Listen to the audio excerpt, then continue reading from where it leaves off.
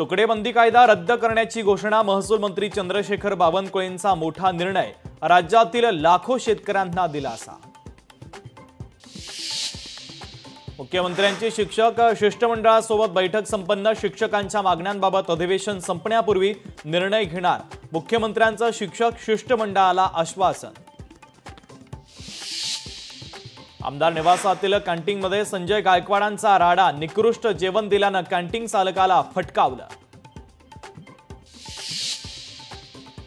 आमदारांना मारहाण करणं चुकीचं, अशामुळे लोकांमध्ये चुकीचा संदेश जातो। आमदार निवासातील मारहाणीच्या प्रकरणावर मुख्यमंत्री देवेंद्र फडणवीस यांनी टोचले संजय गायकवाडांचे कान।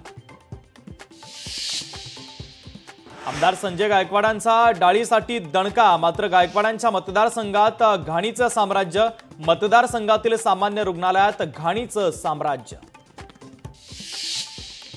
एफडीए कडून कॅन्टीनमधील काही खाद्यपदार्थ सील, सर्व खाद्यपदार्थांचे नमुने तपासले जाणार, 14 दिवसानंतर रिपोर्ट येणार।